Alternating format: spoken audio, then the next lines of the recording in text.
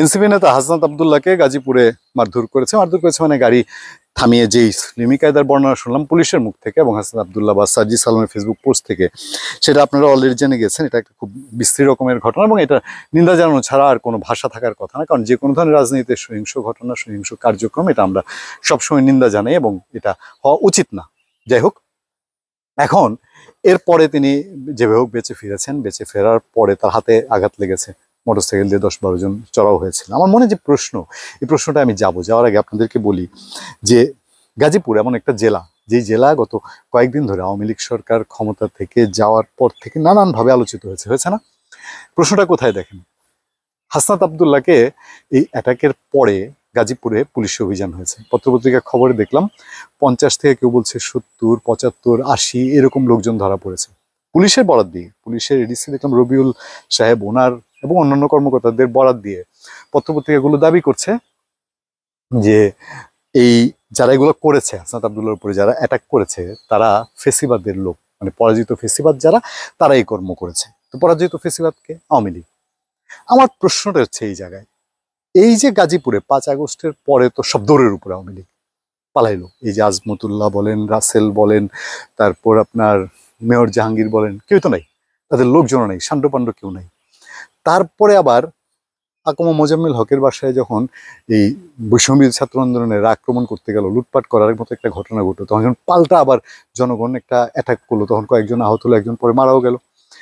সেই সময় আবার শুরু হলো কি অপারেশন ডেভিল হান্ট নামে একখানা বস্তু প্রসব হলো। সেই ডেভিল হান্ট অকালে মৃত্যুবরণ করলো কোনো ফলাফল ছাড়া, কিন্তু আওয়ামী লীগের আবার কয়েকশো গিয়ে জেলখানায় ঢুকেছিল কিনা। আচ্ছা, এই পরিস্থিতির মধ্যে এখন আবার হাসনাতের ঘটনা, আবার গাজীপুরে অভিযান, আবার দেখতে দেখতে প্রায় 100 খানেক আওয়ামী লীগ লোক আবার অ্যারেস্টের মুখোমুখি।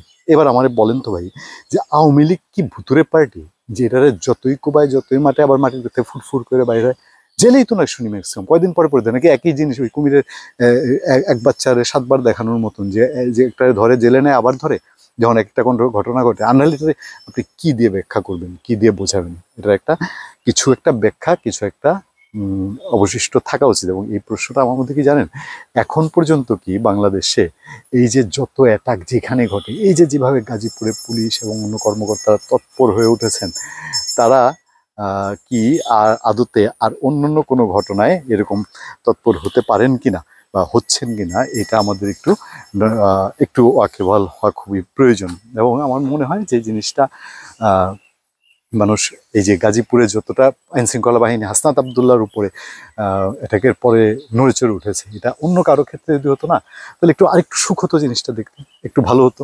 মানুষ বলতো যে হ্যাঁ, সবার জন্য আইন সমান। হাসনাত আব্দুল্লাহ আঙুলে ব্যথা পেয়েছেন, আমরাও ব্যথা পাই, আমরা দুঃখিত, আমরা দুঃখ প্রকাশ করি, তার প্রতি সহানুভূতি জানাই।